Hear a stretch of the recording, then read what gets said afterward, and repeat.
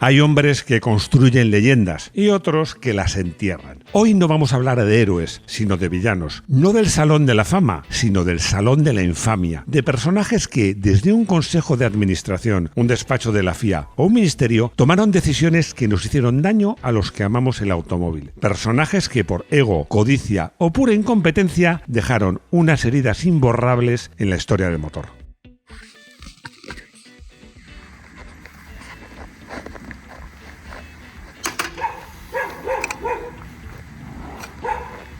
Bienvenidos a Garaje Hermético.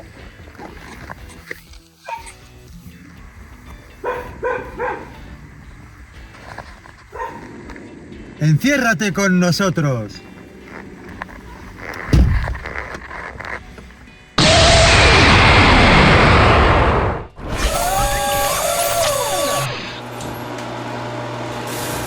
Bienvenidos a la zona oscura de Garaje Hermético, a este salón de la infamia, donde he escogido 12 nombres que de una forma u otra han perjudicado, a mi modo de ver, al mundo del automóvil.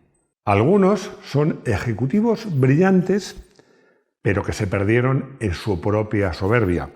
Otros, burócratas que realmente es que nunca entendieron que un coche es más que un simple aparato con 4 ruedas.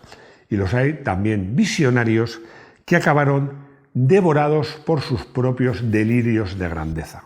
Los he colocado por orden alfabético, no por orden de infamia, porque todos tienen sobrados méritos para estar aquí.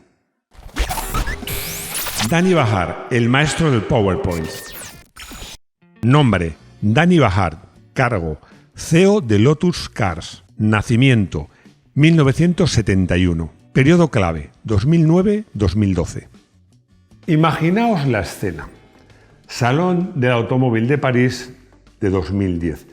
En el modesto stand de Lotus, tradicionalmente un remanso de paz para puristas, se convierte en el epicentro del universo.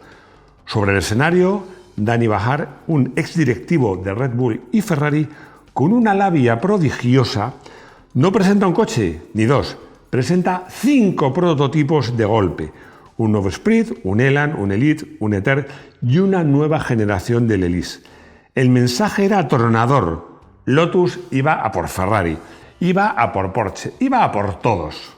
Fue una fantasmada épica, una orgía de marketing que se sustentaba en humo y en el dinero de Proton, sus dueños malayos. Bahar, nacido en Turquía en 1971, era un genio vendiendo humo. Prometió una revolución, pero lo único que revolucionó fueron las facturas.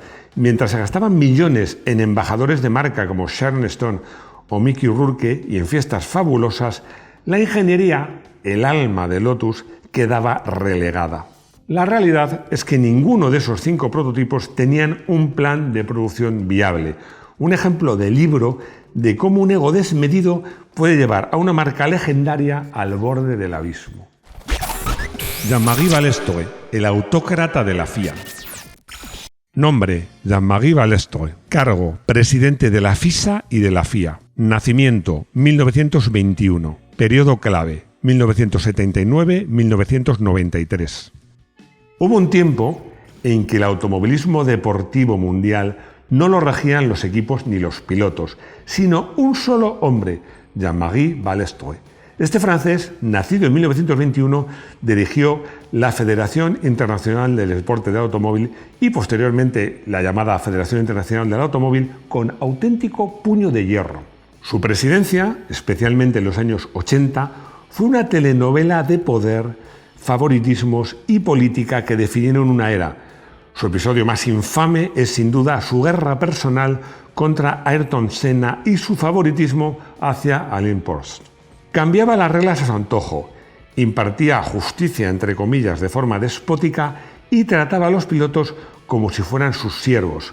Max Mosley, su sucesor, dijo una vez que Balestre hacía que Attila el Huno pareciera un negociador razonable. Carlos Ghosn, el emperador caído.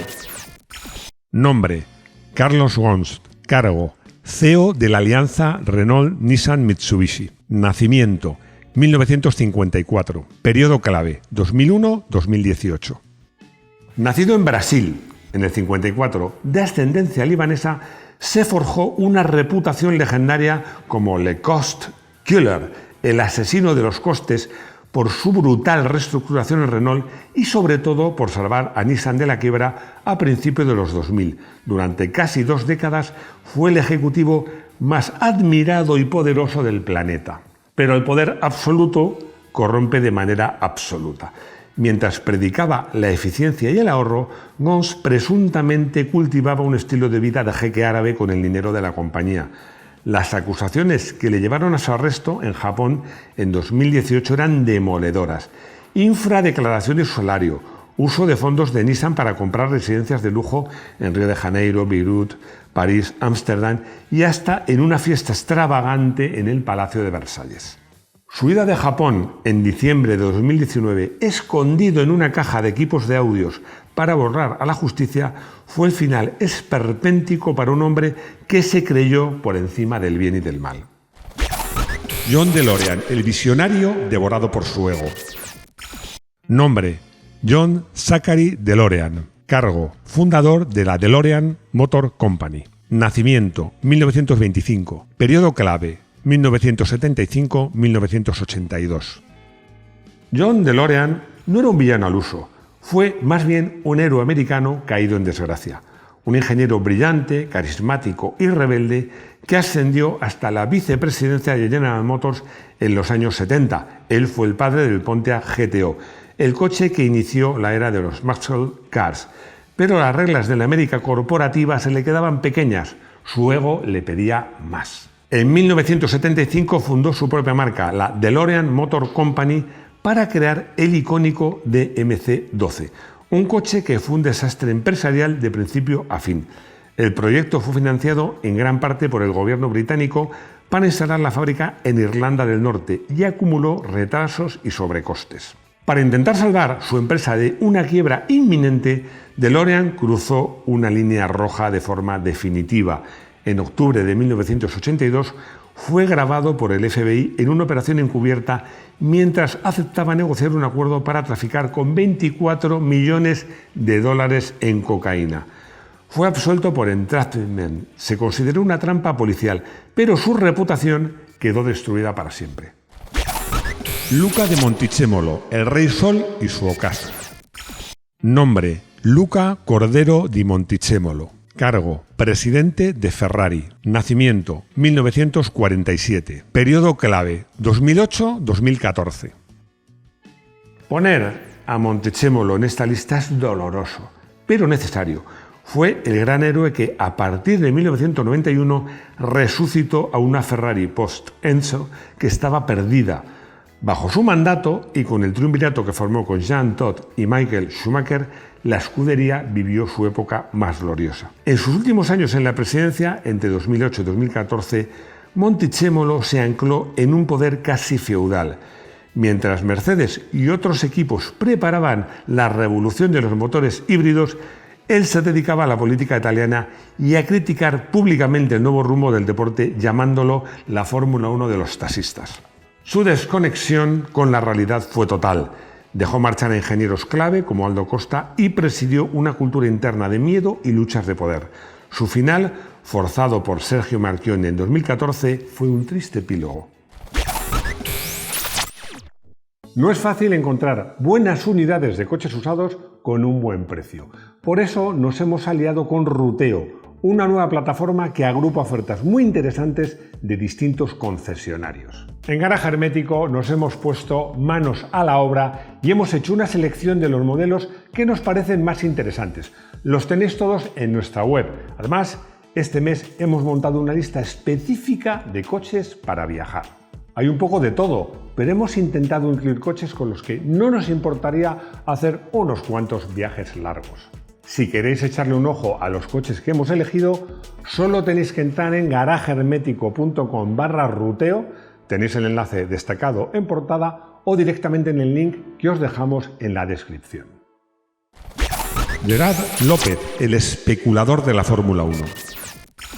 Nombre: Gerard López. Cargo: propietario del equipo Lotus F1. Nacimiento 1971. Periodo clave 2010-2015.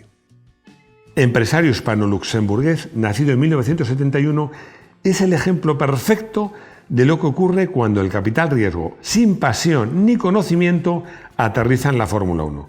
En 2010, su fondo de inversión, Genie Capital, compró el equipo Renault Fórmula 1 y lo rebautizó como Lotus.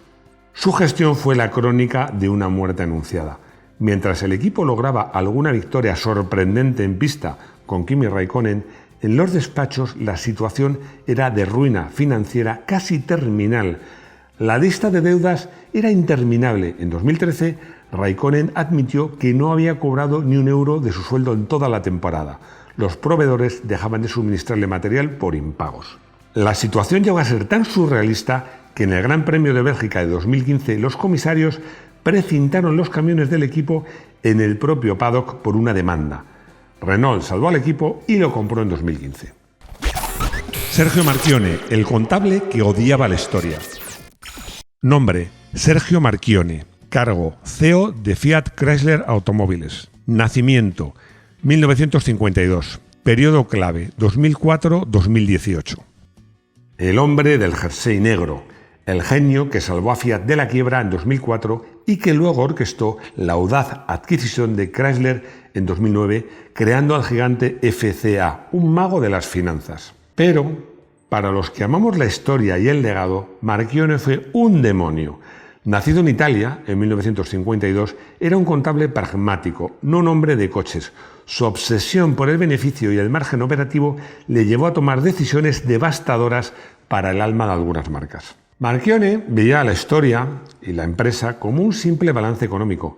No sentía apego por el pasado. Su desinterés por la herencia de marcas como Lancia e incluso su trato a veces despectivo hacia Alfa Romeo era palmario. Salvó al grupo a corto plazo, pero dejó un legado de marcas históricas heridas, en coma o directamente muertas. Max Mosley, el gobernante vengativo.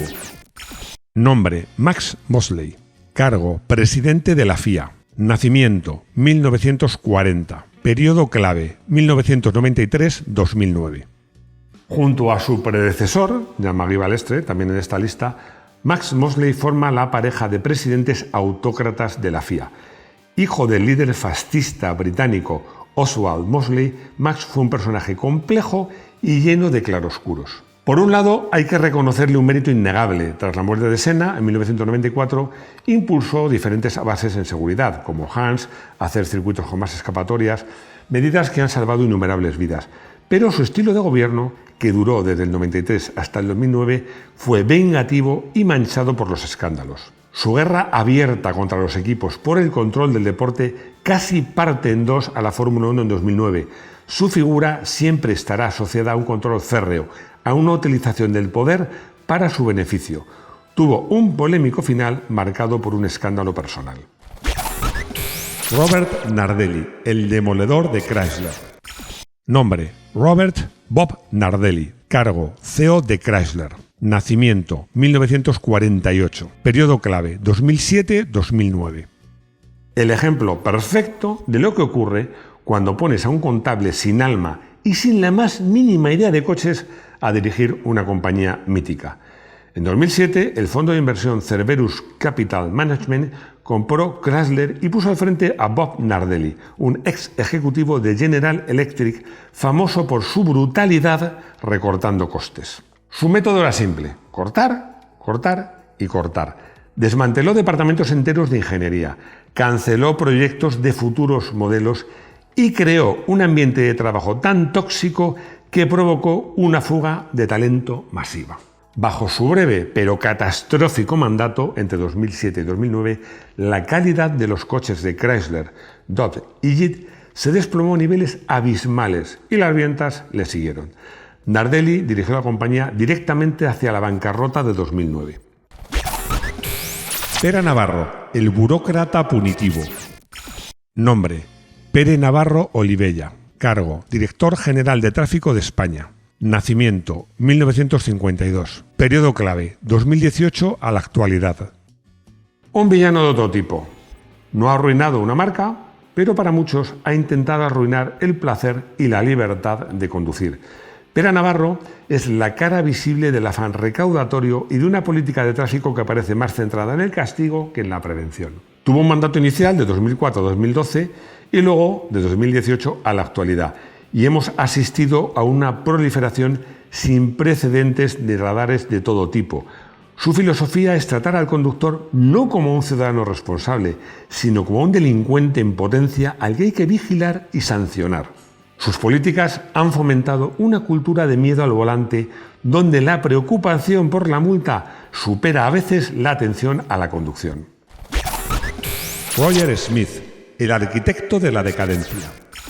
Nombre: Roger Smith. Cargo: CEO de General Motors. Nacimiento: 1925. Periodo clave: 1981-1990. Si Nardelli fue un desastre a corto plazo, Roger Smith fue el arquitecto de la decadencia a largo plazo de General Motors.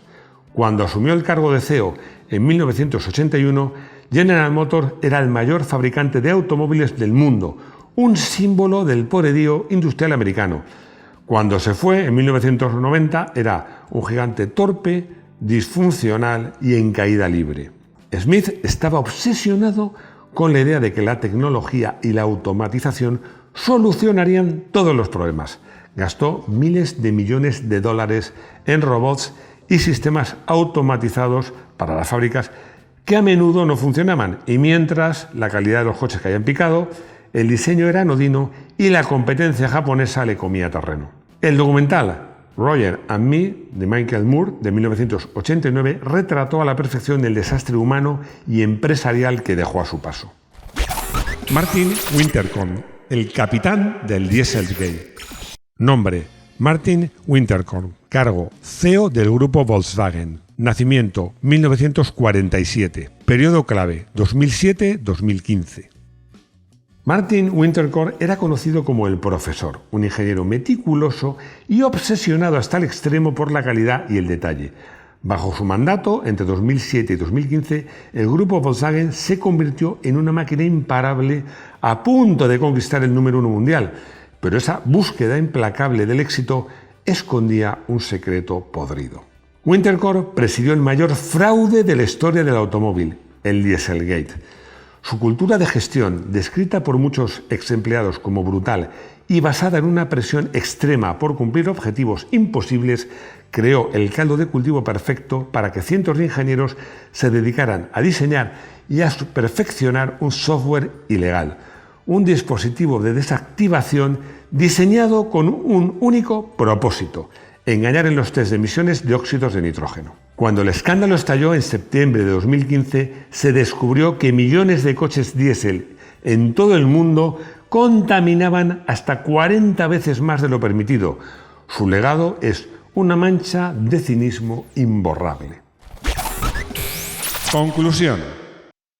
Son 12 historias que nos recuerdan que en esta industria, yo diría que en esta vida, el poder sin responsabilidad y la inteligencia sin integridad pueden ser increíblemente destructivas. Personaje del día.